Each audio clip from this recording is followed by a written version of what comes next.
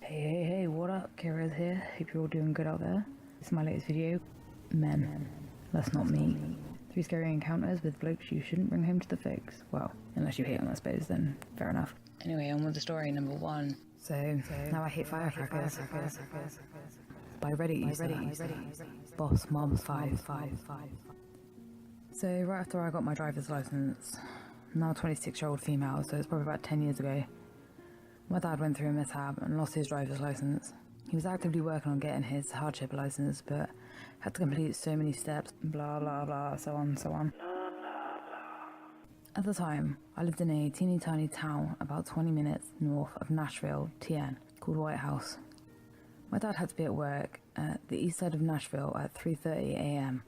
I was still in high school at the time, so obviously I didn't commute him to Nashville during the week.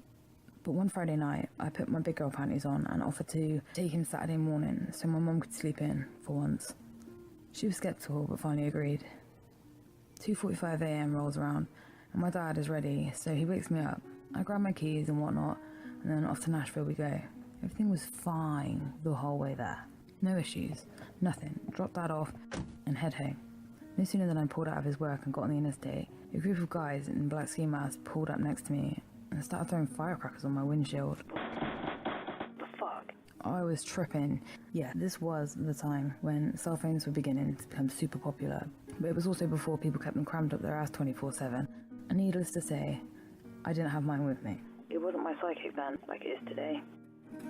So I am flying down the interstate and these guys stay right on top of me. They're ramming the side of my car and bumping into the back, all while throwing firecrackers by the dozen on my car. This went on the whole way. About a mile from my house, I cut off my lights and turned down this road. It was an alternative way into my neighbourhood.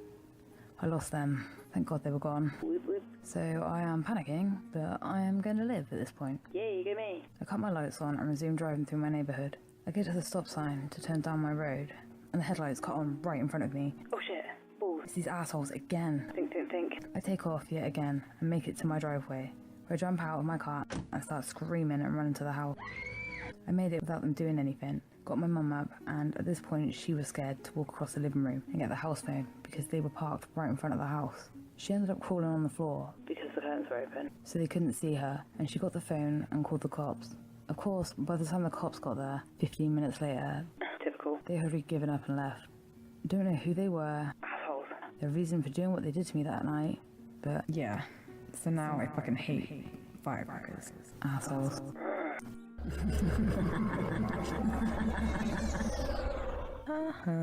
And thank the almighty duck, that wasn't me, because I prefer not having firecrackers burn my face off. You know, like in Face Off, just because I don't have a car. Oh, and you know, I'm pretty sure it's illegal to cruise and cracker people these days. So yeah, shame on you. And back to it. Story number 2. By Reddit user at 90. I was and still am a very tall, skinny guy, and this happened about 4 years ago during my first job. It's not that scary, but it was to me. My job ends at 4 AM. My job is pretty near to where I live, about 8 blocks.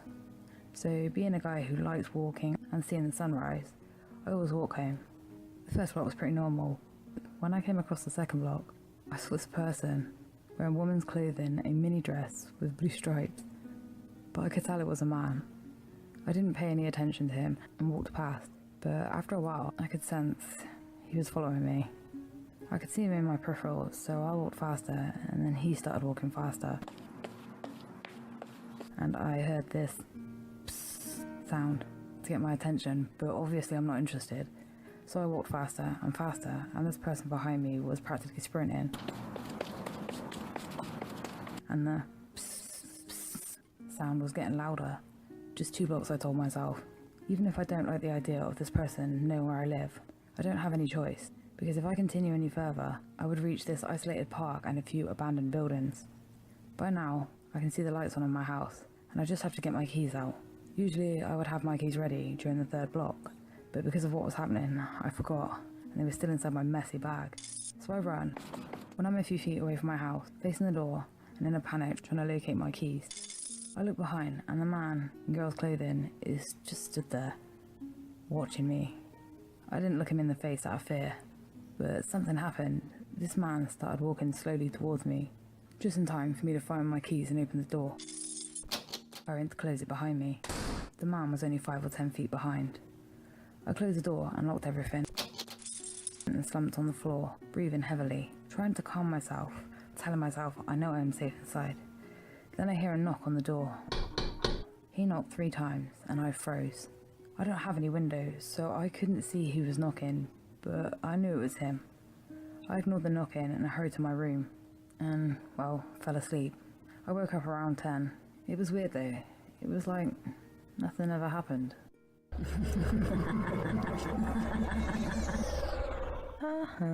From face off to ass out, to the man in the mini. Running away generally means not interested. Jeez, the only place I'd want to run into him would be a mental institution, because he's crazy. P.S. You came on a little strong. Yikes. And now it's time for story number 3. He laced his weed by Reddit user, spoopy as can be. This happened a few years ago, when I was only 14. I was at my friend Megan's, and we were in fiend mode for weed. Being only 14 at the time, we didn't know that many kids that smoked weed, so we ended up calling another friend. His name was Robert, and he was at least 23. We knew it was a sketchy time to call, but we were fiends and didn't really care at the time. He came over about an hour later, and it was now noon. Her mum was at work, and her twin brothers were at their grandparents'. Robert came with a bag of at least 30 roaches and the end of a blunt or joint. Didn't think much of it, because, you know, well, weed is weed. All 3 of us went into her room and locked the door and started grinding up the roaches. About 3 or 4 hits in, I started feeling really funny and paranoid, like something really bad was going to happen. I tapped out at this point, but Robert was persistent that I keep smoking. It had been an hour of us smoking almost all the roaches, and I know this wasn't a normal high. I felt very paranoid and almost like I was hallucinating. My stomach started to drop, and I felt a sense of dread and doom come over me. This is where things got strange. Robert was acting sketchy, checking his phone every few seconds and looking over his shoulder, even though we were in a locked small room. He finally got up and went out of the room to call someone. Megan and me looked at each other. We both knew this wasn't just weed, and something was seriously wrong. We could hear him on the phone. No one is home. Just the 2 girls. No, I'll ask them if someone will be home. I think they're feeling it. Megan and I fell about on the floor when we heard this. We heard him coming back towards the room, so we jumped back into the bed. Hey, when's your mum coming home? Or, the twins? My friend, he wants to come up, come over and chill, yeah? Is that cool? Yeah, cool. He was extremely nervous and somewhat sweating. We both explained that we didn't want his friend over, and he needed to leave. At this point, he got very agitated and got handsy. He put his hand on my thigh and rubbed it. I quickly moved towards the door, and he followed. But I couldn't stop him. He locked the door and stood in the front of it. I don't know if it was drugs kicking in more or what, but I shoved him out of the way and opened the door. The guy was about the same size as me, but he had more of a stocky build. I grabbed his arm with all the strength I could, and I pulled him into the kitchen. You need to fucking leave now. He didn't really respond and started to move towards me. As soon as he was back in arm's reach, Megan came around the corner, pretending to be on the phone with her mum. I heard Megan ask her mum when she would be home, and repeated back 5 minutes. This didn't really faze Robert as he stood there. When she hung up and said his friend would be there soon, and that Megan's mum wouldn't mind if he was there as long as he was quiet. Robert used to be a good friend of mine and Megan's, and even her mum's. We finally both had enough of this. My heart was racing like crazy, and I was feeling more drowsy and sluggish by the minute. Yeah, I had this feeling that something was severely wrong. Finally, I pulled Megan into her room, and we locked the door. He yelled through the wood he'd be back with his friend and left. We jumped out of the room and locked all the doors and fell to the ground sobbing. When we were sure he had left, we both got up and started freaking out. I swore up and down to Megan that her neighbours had called the cops and that the SWAT team was outside ready to shoot us. We scrambled from window to window trying to find them. It was as if we could both see the SWAT team, yet we didn't see it with our eyes. We had one more breakdown and then locked ourselves back in the room till we calmed down. We ended up going to another friend's that night and staying there till her mum got home. We never told her about what happened. We later found out that the roaches he had brought were his mum's, and she is known in town to lace her weed with anything. He had done this to a few other girls before, and I'm pretty sure he was a registered sex offender. Thankfully, we were able to get him out. And who knows what would have happened if we'd let his friend come over. Now, I have had some very bad highs from weed, and I know for a fact this was not just weed. It smelled and tasted funny and hit me as soon as we started smoking. At the time, I was a huge pothead and it took a lot to get me high. I still haven't figured out what the hell it was laced with, but if you lot have any ideas as to what it is, please let me know. Thanks. And strong commands to keep your hands off. These people cannot catch a break. Rest assured, when he's banged up, which he will be eventually, he can fight off his own sexually perverted prick. Irony. Hope you enjoyed the stories. Thank you for all the likes, shares, comments and subscriptions. That's awesome. And also big thanks to the providers for letting me tell your stories, your legends.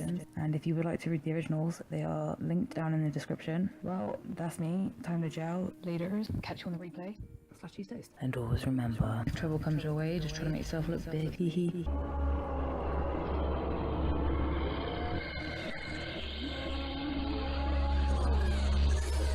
Ha ha ha ha ha ha.